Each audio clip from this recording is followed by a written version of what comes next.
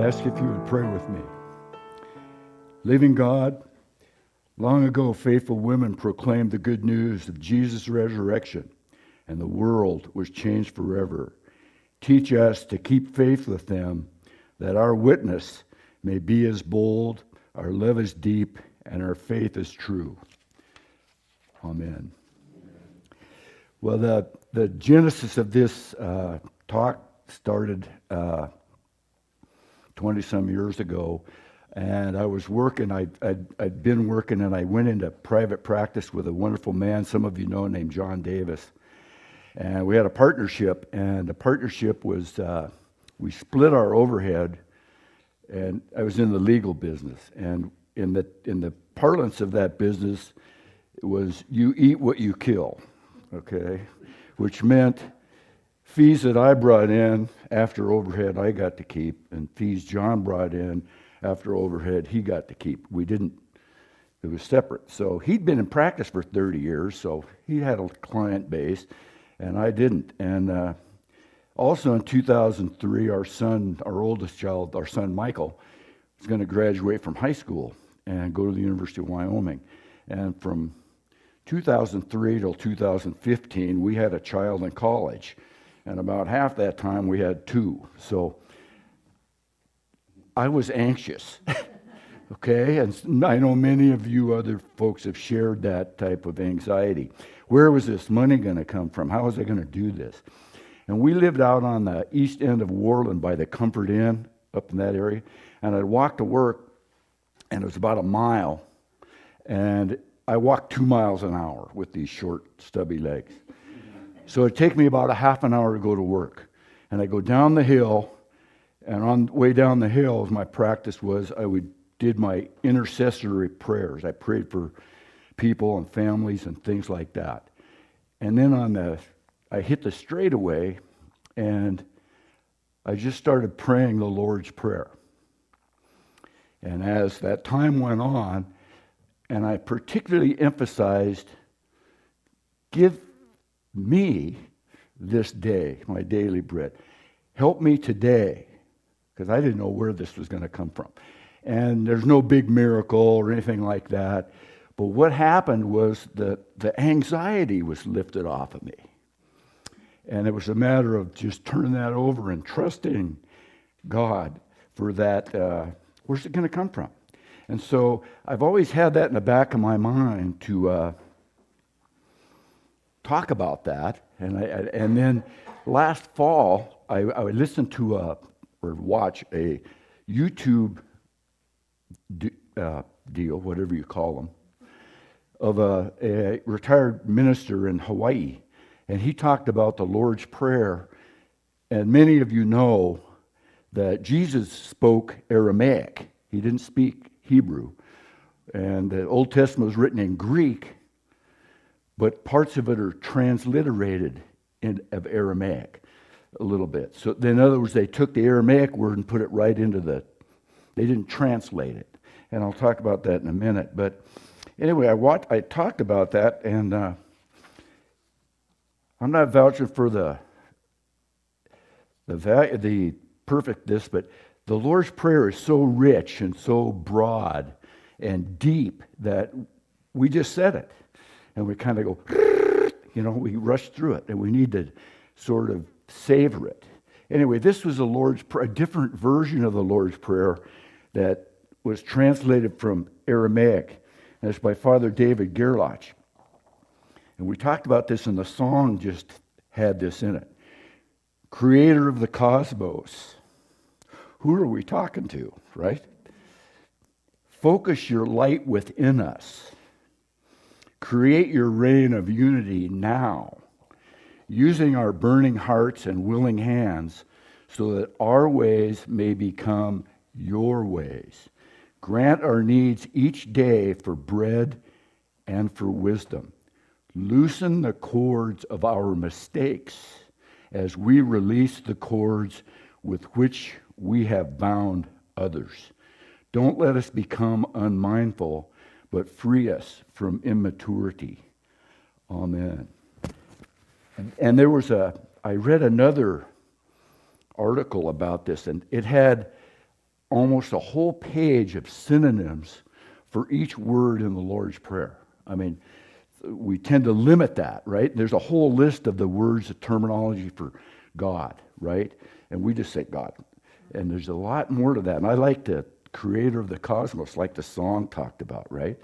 So anyway, I've told you before that I had been exposed to a Presbyterian scholar named Dr. Kenneth Bailey, who was from Pennsylvania. And this was I was introduced to him by one of my pastors named Grover Briggs. And Grover was originally from Great Falls. And he was about 10 years older than me. And he and my friend Bob, who is also at least 10 years older than me, we met every Wednesday. And Grover, it wasn't just a talk. It was more like Grover was teaching us stuff. And he exposed me to Dr. Bailey. And Dr. Bailey spent 40 years in the Middle East. He was fluent in Arabic, and he preached in Arabic. And some of his books, they have the Arabic symbols, well, along with the, what do you call them, chapter titles, right? He also obviously was knowledgeable in Greek, Hebrew, Aramaic, and Syriac. And Syriac was obviously a native language in the Middle East, and some of the earliest translations of the New Testament were in Syriac. So I got on YouTube and I said, Dr. Bailey got a video about the Lord's Prayer. And sure enough, I found there were 4, and they're like lectures, right, of a seminary professor, basically. And they're about a half hour, 35 minutes each. There were 4 of them. And I don't have time to go through it, but I'm going to give you 2 little examples of things he talked about. And then, as most of you who've done this, you think you got everything all set, and then bam, I looked up the lectionary, right? And the walk to Emmaus. So I've got to share something about that happened. But anyway, so you think you got it all planned out, and then something else comes up, right? And I said, I got to share a little bit of that. Anyway, so I'm going to go through that a little bit. But these half-hour videos, and we talked about we go, Our Father. So we have Our Father. And sometimes some of you are familiar with the term in the Bible, Abba, Father. How many? We've heard that, right? Well, the Abba is the Aramaic transliteration, okay? So it basically, if we translate it into English, we'd say Daddy. So we say Daddy, Father. And you kind of go, well.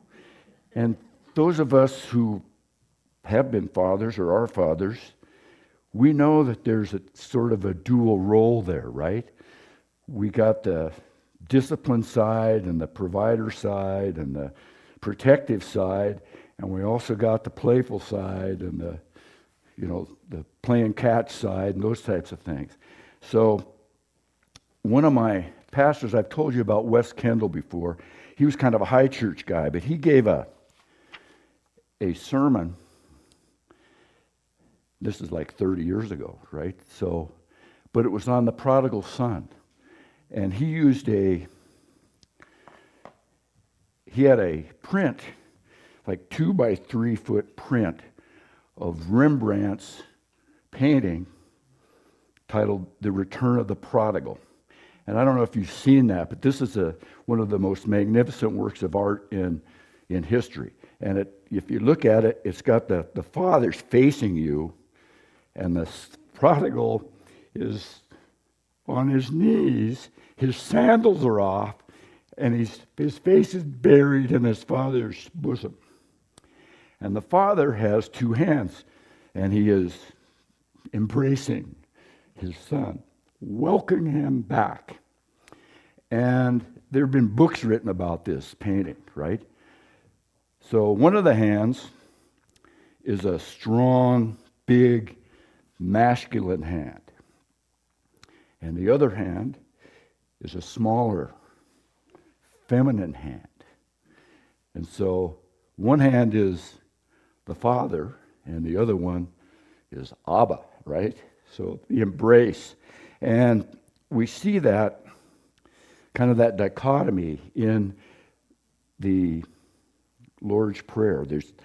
And we have, here we say debts. Some people say trespasses. Both of them have validity. Anyway, so I'm going to go back to, give us today our daily bread. And you go, why do we got today and daily? I mean, is it give me today my today bread, or give me daily my daily? What is this about? And Dr. Bailey goes back and digs into the Syriac and explains those are two different things, and each of those two things have two different subparts. And I'm going, oh, okay. So we think about it, and the first part is daily bread is quantity, right? I need enough, right, to keep alive. But it's not like those little packets that we give starving children, and a couple of them will keep them alive for a day. It's not just subsistence, just barely surviving. Give me today my daily bread also encompasses the concept of he wants us to be satisfied, and sort of like the abundant life. So give us today our daily bread has a dichotomy there, and it also implies on us that we need to trust him for that and accept the time when we are satisfied. I've got enough. And I think in our culture we have this continual treadmill. I don't have enough. I need more. I got to have a bigger house. I got to have the latest phone, or whatever it is that we talk about, that we're continuing, and we need to trust God and be satisfied that he's provided for us. It's kind of like the eyes on the sparrow, right? Okay? So anyway, if we don't do that, and I've been guilty of this, I'm not alone, we get into those deadly sins that involve daily bread. And it's not just eating, it's material things, right? The bigger picture. But envy. Man, you used to call it keeping up with the Joneses, right? Back in the old days. Greed, right? I want more and more and more. And then gluttony. I consume much more than I need. So I think we all can fall into that. And if we trust God to provide us that daily bread, our daily needs, and that leads us to the next question, is the other part is daily bread today. And so the today part is duration. Right? So there's quantity and duration. How long? Well, it's going to be today, right? And it never ceases. It goes on forever, right? We're trusting God to provide for us today, tomorrow, and on into the future. It never ceases. And he's going to take care of us and provide for us. As Jesus said, we just need to trust for today, and the future will take care of itself, right? He says, what are you worried about this for? God takes care of the birds of the field and the lilies and so forth. He's going to take care of you.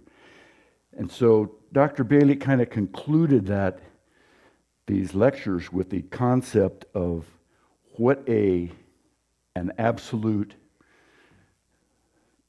work of genius that short prayer is, and a picture of getting into the mind of God. And you think about it, I think we just rush through it too fast, but we need to savor it and really get that flavor. And that takes time to do that. And as we, in our own time, we need to do that. And now I'm just going to shift gears, okay? So I'm not done with that. We'll close with that in a moment, but I have to talk about the road to Emmaus, okay? So when our kids were all in college at Laramie, Patty and I, it was easier for us to go down there for Easter than have the three of them come up for Easter. So we went down there several times, and Michael was, and Melissa, they were married. They went to a church that was Those of you who know Laramie, it's the old Washington School, which is on about 7th and Garfield, and it's about a 3-story building, square, takes a whole block, I think. Anyway, and they have offices in there now, but they had an auditorium. And it was the old type auditorium with the slanted floor and the seats like a theater and a stage. And the church, they didn't have a building. They leased that Sundays, and I think they had an office somewhere. And they had a trailer with their musical stuff in it and their, whatever, their speakers and all that kind of jazz. But the church was called the Emmaus Road Church. And so that resonated with me. And anyway, Patty and I were down there for Easter, and we used to be Foster's Country Corner in West Laramie. Some of you know that. Anyway, and prior to that, about the same time, I'd been listening to a BBC radio show from Belfast, Northern Ireland, and it was called The Rhythms of Redemption. And it was hosted by a Presbyterian chaplain at King's College in Belfast named Steve Stockman. And the premise was he would play contemporary music with spiritual themes in it. Some of them were definitely quote-unquote Christian artists, and others were more pop, but they'd have a Christian theme. And he introduced me to a group, and several artists I'd never heard of, but one of them was a group called Over the Rhine, and they're from Cincinnati, and it's a husband and wife, and he plays the keyboards, and she has a beautiful voice, and they have a band with them, but his keyboarding, his piano playing, whatever, is heavily influenced by hymns. And anyway, one of their songs was called Jesus in New Orleans. Okay? And I'm not going to tell you the whole song, but it said, the last time I saw Jesus, he was wearing a torn and faded blazer with a little of the lining hanging out. And the story is that they saw the face of Jesus in a homeless person in New Orleans, right? And so Patty and I were having breakfast, and we're in the cafe in a booth, and there was an empty booth behind Patty, and then the booth beyond that had a young black family in it with a husband and wife and a little girl about 9 or 10 and a little boy 5 or 6. And the dad and the little boy were facing away from me. And this was Easter weekend. And I was eating my breakfast, and this little boy turned around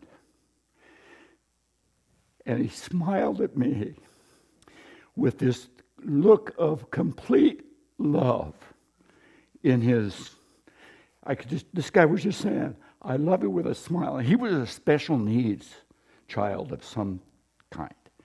And I go, that song popped in my mind. I said, that's the face of Jesus right there to me. And anyway,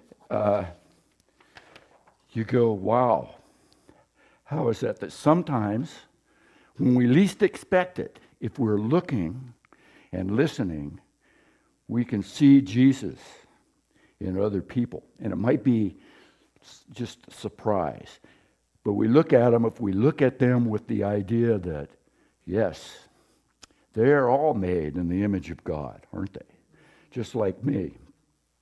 And we miss out when we might be walking right past Jesus, like on the road to Emmaus, and we don't recognize that person, okay? As maybe they're the least among us. So not only has God given us that gift of our daily bread, everything we need, but he also walks with us. And sometimes we don't recognize that.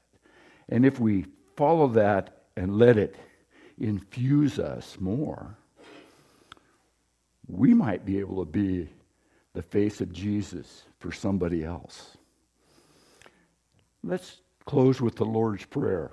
And let's say it a little bit slower, right? Let's go. Our Father, who art in heaven, hallowed be thy name.